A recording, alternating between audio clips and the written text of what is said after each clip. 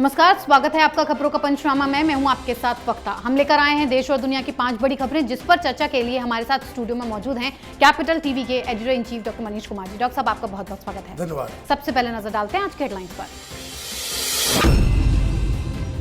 Helicopter crash में CDS Bipin Rawat की मौत। तमिलनाडु के कुन्नूर में हुआ हादसा। क्रैश की उच्च स्तरीय जांच के आदेश।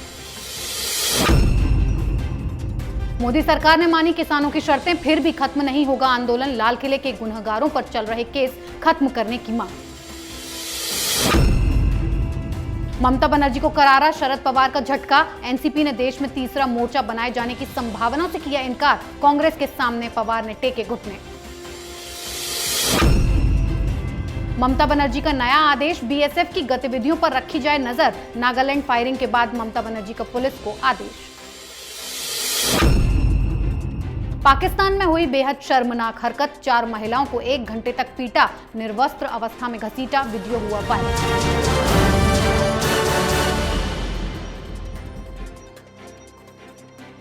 सबसे पहले बात करेंगे एक बहुत बड़े हादसे की। आज तमिलनाडु के कुन्नूर में भारतीय सेना का हेलीकॉप्टर क्रैश हो गया। इस हेलीकॉप्टर में सीडीएस बिपिन रावत, उनकी पत्नी के साथ साथ 14 लोगों की मौत हो गई। जनरल बिपिन रावत समेत सभी रेस्क्यू किए गए घायलों को स्थानीय वेलिंगटन बेस अस्पताल में इलाज के लिए ले जाया गया, लेकिन किसी को बचाया नहीं जा सका। बताया जा रहा है कि खराब मौसम की वजह से यह हादसा हुआ। हादसे के बाद सरकार और रक्षा मंत्रालय की तरफ से इस खबर को गोपनीय रखा गया था, लेकिन शाम तक इस खबर की पुष्टि कर दी गई। डॉक्टर साहब, इतना बड़ा हादसा और बहुत ही दुखद खबर है, इसे एक साजिश माना जाए या वाकई में ये एक हादसा है? देखिए, जो फिलहाल जो सरकार की तरफ से जांच के आदेश दिए गए हैं, जब उसके रिपोर्ट्स आएंगे तब मालूम चलेगा कि भाई ये साजिश था या हादसा। खबर सवेरे से लोगों को अंदाज़ा हो गया था कि भाई कि जो क्रैश हुआ है वो इतना ज़ोरदार है कि वहाँ किसी की बचने की उम्मीद नहीं है। लेकिन इतनी बड़ी शख्सियत का अचानक से चला जाना, और भी वर्किंग सीडीएस, देश के पहले सीडीएस, और इसलिए सरकार की तरफ से इसकी पुष्टि में विलंब हो रहा था। और इस दौरान कैबिनेट की मीटिंग हुई। कैबिनेट की मीटिंग के दौरान प्रधानमंत्री को बताया गया। प्रधानमंत्री ने कई सारे फैसले लिए। गृह मंत्रालय के अंदर भी बातचीत हुई। डिफेंस मिनिस्ट्री के अधिकारियों के साथ लगातार डिफेंस मिनिस्टर राजनाथ सिंह ने मीटिंग की। सारे प्रोग्राम, सारे कार्यक्रम, सारे लोगों के, बड़े बड़े लोगों के जो उस चीज़ में इन्वॉल्व थे, उसको कैंसिल किया गया। और आगे की रूपरेखा कि कौन अगला सीडीएस होगा, कौन किस तरीके से, किसके पास क्या जिम्मेदारी होगी, इन सब को जब तय कर लिया गया, और ये भी तय कर लिया गया कि उनके ना होने से जो कई सारी चीज़ें जो उनको मालूम थी, कई सारे सीक्रेट्स, बहुत सारी चीज़ों को उसका ध्यान रखते हुए वो ऑपरेशन बिल्कुल कंप्लीट करने के बाद आज शाम में इसकी घोषणा कर दी गई कि जनरल बिपिन रावत अब हमारे साथ नहीं है। अब जो बाकी के जो कार्यक्रम होंगे कल के, जो उनको पूरा राष्ट्र श्रद्धांजलि देगा एक सरकारी फंक्शन के तहत, तो वो सारी जो चीज़ें जो वो पूरी की जाएंगी। लेकिन आपने साजिश और हादसे की बात कही। जब इतना इम्पॉर्टेंट शख्स इस वक्त, जब हम बॉर्डर के ऊपर चीन और पाकिस्तान दोनों के साथ तनाव पड़े हुए हैं, ऐसे में सीडीएस का एक एक्सीडेंट में जाना जी, ये कई सवाल खड़े करता है। ये हादसा नहीं हो सकता जी। अब सरकार के ऊपर दायित्व है कि ये पता लगाए कि भाई किसकी सही वजह क्या है, और अगर ये साजिश है तो साजिश करने वाले कौन हैं, चाहे वो देश के अंदर हो या देश के बाहर हो, उसको सज़ा दिलाने का काम भी सरकार को करना पड़ेगा। जी डॉक्टर साहब, अगली खबर किसान आंदोलन से जुड़ी हुई है। किसान आंदोलन महत्वपूर्ण मोड़ पर पहुंच गया है और केंद्र के साथ किसान नेताओं की सीधी बातचीत जारी है। संयुक्त किसान मोर्चा की 5 सदस्यीय कमेटी ने सरकार के प्रस्ताव पर आपत्तियां जाहिर करने के बाद एक नया प्रस्ताव केंद्र को वापस भेजा है। इस नए प्रस्ताव में मुख्य रूप से आंदोलन के दौरान किसानों के खिलाफ दर्ज किए गए कानूनी मामले तुरंत वापस लेने की मांग की गई है। साथ ही संयुक्त किसान मोर्चा के नेता गुरनाम सिंह चढ़ूनी ने कहा है कि हम आंदोलन स्थगित कर रहे हैं, खत्म नहीं कर रहे हैं। जब सरकार सारी बातें मानेगी तभी धरना खत्म करेंगे। डॉक्टर साहब, सरकार सारी मांगे मान चुकी है, लेकिन ये आंदोलन खत्म करने के लिए तैयारी नहीं है, रोज नए प्रस्ताव पास करके केंद्र भेजते हैं। देखिए, मैं शुरू से कह रहा हूं, ये ब्लैकमेलर्स हैं, ये किसान नहीं है, ये किसान संगठन के नाम पे ये पॉलिटिकल पार्टीज के दलाल हैं। इनकी निगाहें चुनाव पे है। चडूनी खुद चुनाव लड़ने वाला है, चडूनी खुद एक पॉलिटिकल पार्टी फ्लोट करने वाला है, ये सारी जानकारियां सबके पास है। फिर भी सरकार इन लोगों के सामने घुटने टेक रही है। अभी जो नया मसौदा है, जो नई बातचीत हो रही है, उसमें बातचीत में चडूनी और ये तथाकथित ब्लैकमेलर्स ये क्या कह रहे हैं? ये कह रहे हैं कि भाई अगर ये कमेटी बन जाए एमएसपी के ऊपर और बाद में लागू ना हो तो हम धरना क्यों खत्म करें? तो इसलिए हम इसको सस्पेंड करेंगे। ये कितने अक्लमंद लोग हैं और सरकार ही कितनी बेवकूफ़ है कि जो इन लोगों के झांसे में आ जा रही है। ये कह रहे हैं कि भाई जो तमाम केसेस हैं, वो लाल किले पे भी जो केसेस हुए हैं, जिन लोगों ने देश की आन बान शान, इसके सम्मान को रौंद डाला, वो केसेस पहले वापस हो। ये जो खालिस्तानी जो तमाशा कर रहे थे 26 जनवरी को पिछले साल,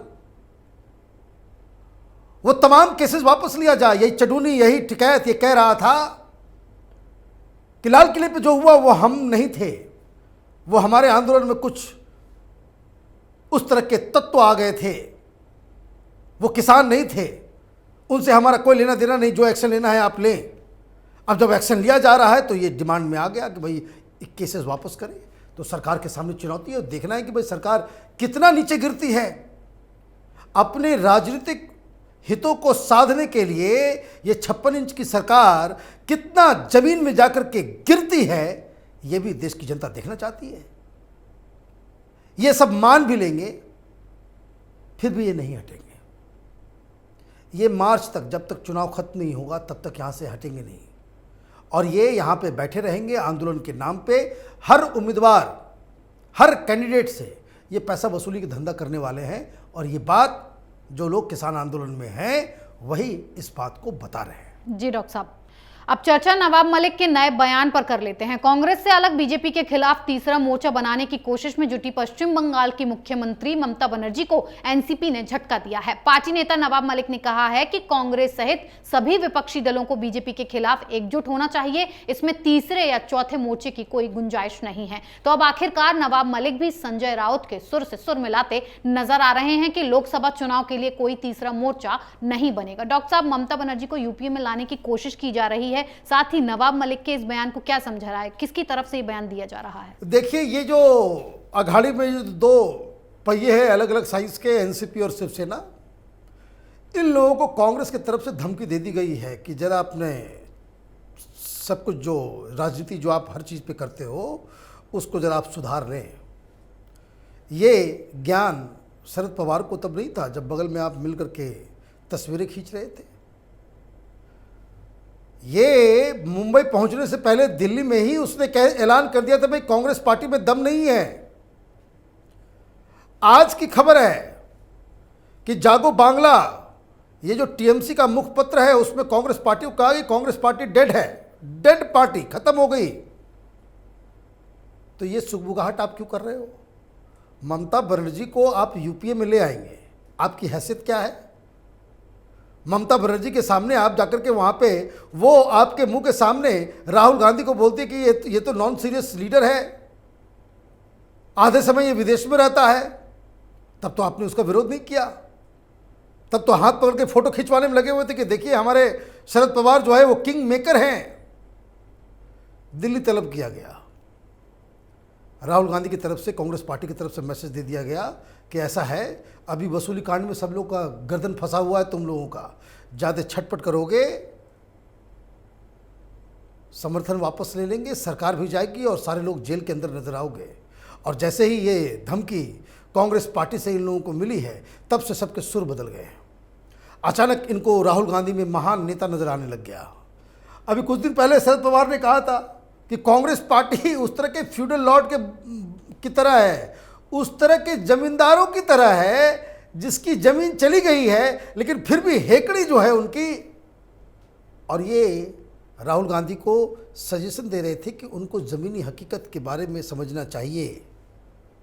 और अचानक से अभी नवाब मलिक, शिवसेना के संजय राउत ये कह रहे हैं कि नहीं नहीं नहीं, बिना राहुल गांधी के नेतृत्व के कुछ नहीं हो सकता है। मतलब आप समझे, राजनीति कभी कभी जब उंगली सीधी से काम नहीं चलती, टेढ़ी करनी पड़ती है। राहुल गांधी ने उंगली टेढ़ी की है, लाइन रास्ते पे सारे लोग आ गए हैं। ममता बनर्जी से तौबा कर लिया है इन लोगों ने। अब 2024 तक ममता बनर्जी का नाम नहीं लेने वाले हैं। जी डॉक्टर साहब, अगली खबर ममता बनर्जी के अजीबोगरीब आदेश की। पश्चिम बंगाल की मुख्यमंत्री ममता बनर्जी ने राज्य पुलिस से सीमा सुरक्षा बल बीएसएफ की गतिविधियों पर नजर रखने का निर्देश दिया है। मुख्यमंत्री ममता बनर्जी की ये चेतावनी नागालैंड गोलीबारी की घटना पर सामने आई है, जिसमें 14 नागरिकों की जान चली गई थी। उन्होंने पुलिस को यह निर्देश भी दिया कि बीएसएफ को उसके अधिकार क्षेत्र से बाहर जाकर कार्रवाई करने की अनुमति न दी जाए। आपको बता दें कि ममता बनर्जी केंद्र सरकार की तरफ से बीएसएफ के अधिकार क्षेत्र को बढ़ाने के निर्णय का भी विरोध करती रही हैं। केंद्र सरकार ने पंजाब, पश्चिम बंगाल और असम में अंतरराष्ट्रीय सीमाओं पर तलाशी, जब्ती और गिरफ्तारी करने के लिए बीएसएफ के अधिकार क्षेत्र को 15 किलोमीटर के दायरे से बढ़ाकर 50 किलोमीटर अंदर तक कर दिया है। डॉक्टर साहब, ममता बनर्जी का बीएसएफ पर बयान करना कि हमारे गांव में आ जाते हैं, उन पर नजर रखी जाए, आदेश तो ऐसे दे रही हैं जैसे बीएसएफ कोई आतंकवादी संगठन हो।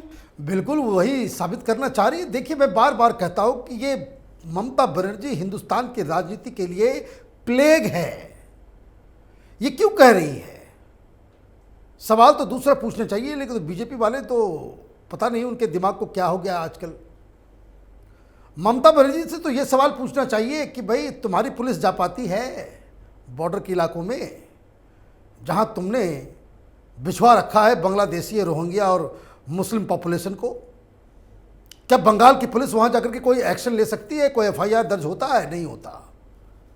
ये जो बॉर्डर इलाका है बांग्लादेश और पश्चिम बंगाल के बीच, उसमें ज़्यादातर इलाकों में मुस्लिम बहुल इलाका है और जहां तमाम तरह की इलीगल एक्टिविटीज़ होती हैं, चाहे वो तस्करी हो, चाहे वो ब्लैक मार्केटिंग हो, चाहे वो पैसे, नकली करेंसी नोट का पूरा सिस्टम हो, ड्रग्स हो, ह्यूमन ट्रैफिकिंग हो, चाइल्ड ट्रैफिकिंग हो, प्रोस्टिट्यूशन के लिए बांग्लादेश की महिलाओं को इधर लाने की पूरी प्रक्रिया हो। कौन सा गलत धंधा वहाँ नहीं होता? और इसीलिए ममता बनर्जी इस बात को लेकर डरी हुई हैं कि अगर बीएसएफ का अधिकार क्षेत्र इतना बढ़ जाएगा तो बीएसएफ इन सब चीज़ों के ऊपर कार्रवाई करना शुरू कर देगी, तो इनके वोट बैंक का क्या होगा? ये वोट बैंक के चक्कर में, अब देखिए किस तरीके से केंद्र की सरकार वोट बैंक के चक्कर में ही ये तो लाल किले के गुनाहगारों को बख्श कर देने के लिए तैयार हो गई। तो वहाँ तो वो सारे इलीगल काम को, और वैसे भी मुसलमानों को तो वहाँ फ्री रन है, कोई भी इलीगल काम आप कर लें पश्चिम बंगाल के अंदर कोई केस वेस नहीं होता। वहाँ सब कुछ जो है हिंदुओं के खिलाफ ही होता है। ये तो वहाँ की हकीकत है। तो इसलिए वो उसका विरोध कर रही हैं और ये बताने की कोशिश कर रही है उनको कि नागालैंड का एक केस मिल गया तो उसके सारे एमपी जो है वो अमित शाह से अपॉइंटमेंट ले रहे हैं, मिलना चाह रहे हैं, बताना चाह रहे हैं कि देखिए बंगाल में भी हो सकता है। तो ये तमाम तरह की चीज़ें, ये गलत दिशा में जा रही राजनीति है। ये अचानक से मुस्लिम वोट की वजह से अपनी राजनीति चमकाने का जो सेकुलर ब्रिगेड का हिंदुस्तान में एक नया प्रचलन शुरू हो गया है कि सारी गलतियों को माफ़ कर दो, ये उसी का एक हिस्सा है। केंद्र सरकार को इस तरह के आदेशों के ऊपर कोई कड़ा जवाब देना चाहिए। जी डॉक्टर साहब, आखिरी खबर पाकिस्तान से है। पाकिस्तान के फैसलाबाद में मानवता को शर्मसार करने वाला मामला सामने आया है। पाकिस्तान के पंजाब प्रांत में लोगों के एक समूह ने दुकान से चोरी करने का आरोप लगाकर एक किशोरी सहित 4 महिलाओं को निर्वस्त्र किया और सड़क पर घसीट कर उनसे मारपीट की। सोशल मीडिया पर सामने आए वीडियो में एक किशोरी सहित 4 महिलाओं को अपने आसपास के लोगों से विनती करते हुए देखा गया कि उन्हें बदन ढकने दिया जाए, लेकिन उन्हें लाठियों से पीटा गया। महिलाओं को रोते हुए और लोगों से उन्हें जाने देने का अनुरोध करते देखा गया। पुलिस ने 5 लोगों को महिलाओं के साथ मारपीट करने के आरोप में गिरफ्तार किया है। डॉक्टर साहब, इस घटिया हरकत के बारे में कुछ कहा जा सकता है या कुछ कहने लायक है? देखिए, पाकिस्तान पूरी तरह से डिह्यूमनाइज हो चुका है। वहां पे इंसानियत नाम की कोई चीज है नहीं। जिस मुल्क में आतंकवाद बनने के लिए वहां का मिनिस्टर कहता हो कि हम भी बन जाएंगे, जहां धर्म के नाम पे लोगों को जिहादी और आतंकी बनने की ट्रेनिंग दी जाती हो सरकार के द्वारा और उससे अच्छा काम बताया जाता हो, ये तो महिलाओं को निर्वस्त्र करने की बात है। छोटी मोटी घटनाएं, कोई बहुत बड़ी बात नहीं है। तालिबान आए दिन ये काम करता है। पाकिस्तान के लोगों के लिए कोई नई चीज़ थोड़ी, उसका वीडियो आ गया और वीडियो भी आया तो उसमें जो पूरी कहानी जो समझ में आ रही है, इसके दो पक्ष हैं। एक पक्ष आपने बता दिया, दूसरा पक्ष भी मैं बताता हूँ। लेकिन हकीकत यही है कि पाकिस्तान पूरी तरह से डिह्यूमनाइज हो चुका है। अब हो क्या रहा है, इसमें जो 4-5 महिलाएं हैं, वहाँ तो पैसे है नहीं, गरीबी है, तो वो किसी दुकान में कुछ चोरी करते हैं, उन पर इल्ज़ाम लगाया जाता है, तो उसके बाद ये पूरी घटना घटती है। इन महिलाओं को पकड़ लिया जाता है, एक महिला को बंधक बना लिया जाता है, दूसरी महिला को उसकी पिटाई हो रही है। तो उसमें से एक महिला ने खुद ही अपने शरीर से जो है वस्त्र निकाल करके कि भाई लोगों को अब और कोई बचने का तार चारा नहीं है, तो उस पर वो कुछ लोगों को रहम आ जाएगा, लोग शर्मसार होकर के चले जाएंगे जी। लेकिन पिटाई उसमें जारी रही। घटना जो कुछ भी हो, लेकिन ये जो हो रहा है वो पाकिस्तान किस तरीके से पूरी तरह से डिरेल हो गया है, उसका ये एक उदाहरण है। जी डॉक्टर साहब, खबरों का पंचनामा में आज के लिए इतना ही। देश विदेश की बाकी खबरों और उनके सटीक एनालिसिस के लिए देखते रहिए कैपिटल टीवी। हमें लाइक कीजिए, शेयर कीजिए और कैपिटल टीवी को सब्सक्राइब कीजिए। नमस्कार।